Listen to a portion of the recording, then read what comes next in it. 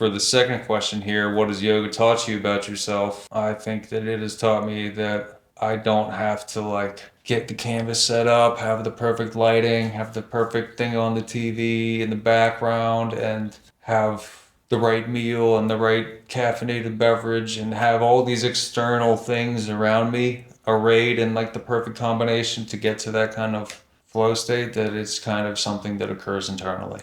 It's a choice you make, and it's not something that I need to be dependent on outside things for. It's something that I can choose and enter into for myself. Okay, let's see what we got here. This is my second time on the show. This is Woodrow and Tally Part 2, The Retaliation. Introduce yourself. Who are you? What do you do? My name is Woodrow Cowher. I'm a tattoo artist, and right now I'm in the middle of teacher training to be a yoga teacher too. So I draw pictures, I paint walls, I paint canvases, and I'm going to teach people how to do yoga. Okay, when it comes to tattooing, what is your mission? What do you love most about it? So, with tattooing, I feel like my mission ultimately is to ultimately like make people feel more like themselves, if that makes sense. Because people come to me with ideas that they feel like should be on their body, so it's like, is it really an addition or is it more of like a revelation? You know, is it me adding something onto them, or is it them kind of like chipping away and showing a little bit more of themselves? And it varies from person to person. I feel like for some people, tattoos are decoration. For some people, tattoos are like stickers that you put on luggage. For some people, tattoos are like sticky notes that you leave around your house to remind you of things. For other people, tattoos are like armor. It varies a lot.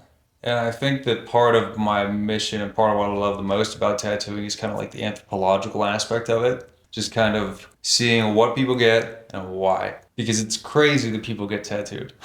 It's crazy that it's like an actual full-time job you can have. Like, it's expensive, it hurts, it lasts forever. You gotta really want it, you know? So why do people do it? So learning about that is one of the most interesting parts of my job. And there's a lot of variety in terms of why people get tattoos.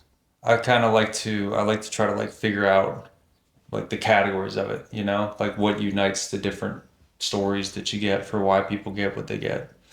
And learning about that, studying that, and the occasional surprises that come with that are one of the really interesting things about tattooing. Talk to me about your art. What inspires you to create? What is your creative process like? Where does your mind go when you're painting? Honestly, most of the art that I do is like commissioned. Murals, tattoos. A lot of the paintings I do are something that somebody wants me to do.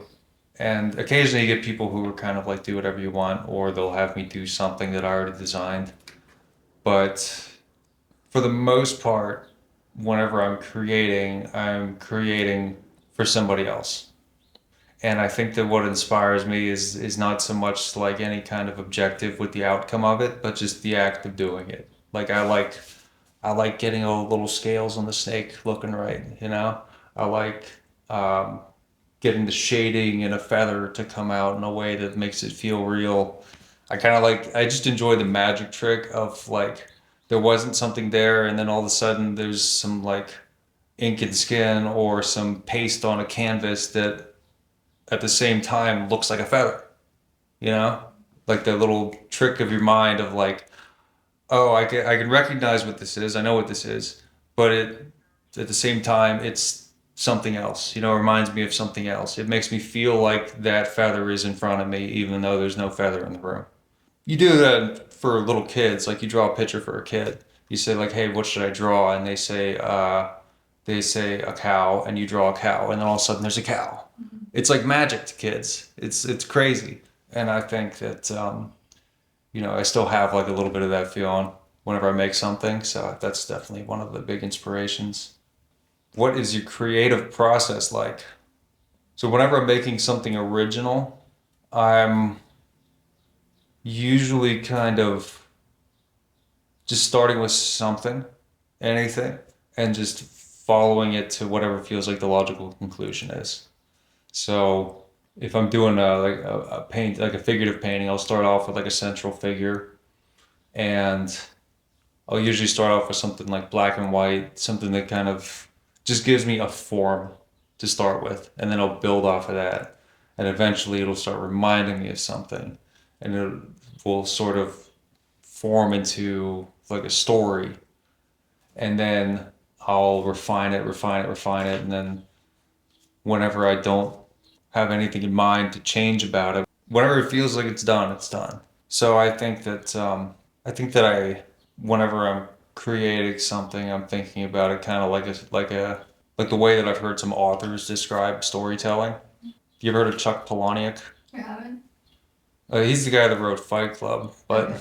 and he writes some wild stuff. But I heard an interview with him where he said that the way that he approaches things is he'll kind of start with a kernel and then just follow it, you know? Like he's not making up the story, he's kind of seeing where the story goes. And I think that that's like maybe what people in different centuries would have called the muse, you know, you're being visited by like this spirit and you're kind of letting it guide you. I think that there's some truth in that. So as for where my mind goes when I'm painting, it's all over the place. Sometimes it's like fixated on like technical stuff. Sometimes it's just kind of like playing out scenarios of like which step is the next step, you know? Does it put you in a flow state? What is that like for you? What's a flow state like to me? Yeah. A flow state is kind of like I feel like a in any kind of craft, anything you're making something with your hands, you have the vision in your mind for what you want the outcome to be, and then you have the outcome. And I think that there's all kind of friction that can happen in between the vision and the outcome of, okay, how do I do this? The problems that you have to solve, like the calculations that you have to do or whatever. And I think that the feeling of a flow state to me is whenever it just kind of smoothly goes from one to the other. You know, you just kind of like things are popping in your head and they're just happening, and your hand is just doing it, and you don't really know how, and you're not really controlling it. This is kind of happening, and it just feels more like you're sitting back and watching it than you're doing it. But that's definitely one of the big things that I chase in terms of making art is a flow state. It's like one of the best feelings in life, I feel like. Mm-hmm. Does yoga put you into a similar mental state as painting or tattooing? Yes. And that's actually one of the things I was thinking about on the way over here in terms of what could I talk about with with our second interview here, um, is the idea of presence, which is one of those buzzwords that people use and never really define. And maybe it's because there isn't really a good definition that can like encapsulate that into words. I think that the joy you get out of a flow state is because a big part of that is that you're present. You're not you're what you're doing right now isn't fixated on something that you regret or that you would change about the past if you had a time machine, and it's not being motivated by a future goal such that if it doesn't achieve this outcome it will have been a waste. It's just kind of it's here and it's now, you know, and that present moment is its own justification, you know what I mean? And I think that especially the type of yoga I do, typically, which is like the original hot yoga, a yoga factory. The room's 105 degrees. It's 40% humidity, and the sequence is intentionally designed to bring your heart rate up and down and up and down. And it forces you to really focus on being present in that moment, focusing on your breathing, and just letting everything else go and rolling with that. I've done various other types of yoga, and that's really more than any other type gotten me into that sort of flow state. Or maybe necessitated that kind of flow state where the only way I'm going to get through this without feeling like I'm going to die is if I can actually like be present, focus on the moment, and breathe, you know? So I think that as for the second question here, what has yoga taught you about yourself? I think that it has taught me that I don't have to like get the canvas set up, have the perfect lighting, have the perfect thing on the TV in the background, and have the right meal and the right caffeinated beverage and have all these external things around me arrayed in like the perfect combination to get to that kind of flow state, that it's kind of something that occurs internally. It's a choice you make. And it's not something that I need to be dependent on outside things for. It's something that I can choose and enter into for myself. If your younger self was here with us right now, what would you say to him? Let's say don't go to college because that is a pain in the ass, for one. But I would also say, don't worry so much, you know, because anytime I look back to like high school, college, all I ever did was work. That's still pretty much all I do is work. But I stress less about it nowadays. I uh, I take more I take more enjoyment in what I'm doing. And part of that's that I've had the time in the meantime to like build up a life that enables that's suited to my interests and facilitates that sort of mentality for me. Going back to the last question, I would just tell my younger self maybe start yoga earlier, maybe be more present. Yeah, this is ironic. These questions are like this is the past and this is the future. That's why it goes right to the setup of the last question. If your future self was here right now, what would he tell you to stop holding back? See, that's an interesting one because that's one that kind of motivates a lot of what I do. Is like, what could I be doing more? What could I be doing better? What could I not be holding back? I don't know. I think that maybe if I was, if there's one thing I kind of hold back, there is, yeah, I don't know. You feel like you're holding anything back? Not really. So then what do you think you would say to you? I think my future self would probably say similar shit to what I would say to my younger self, which is, uh, just don't worry so much. Enjoy the moment more, you know. Let things unfold the way that they're going to. Because anytime I think back to whenever something that I was really afraid of happened, whenever something that I was really worried about came to pass, or whenever a challenge that I had to face came up and, I was there facing it, it's always been, I don't know if I would say easier than I expected, but it's gone way better than I've expected. And maybe I've been lucky, I don't know, but I think that this is kind of reframing the perspective of the other one where I'm looking at a younger self. And I think what I would say is, cross those bridges when you come upon them. What is the biggest lesson life is teaching you right now? I think that the biggest lesson life is teaching me right now is to, cross the bridges when I come upon them. And that's kind of a commentary on, worrying about things coming up, but it's also an injunction against procrastination, where I have a calendar at my place, and it's got like a little section in there that says like priorities for each month. So like I've been putting little shit in there to motivate myself. And one of the ones I put in for this month is don't delay doing good. Like if there's something that you think you could be doing that would be better, just do it.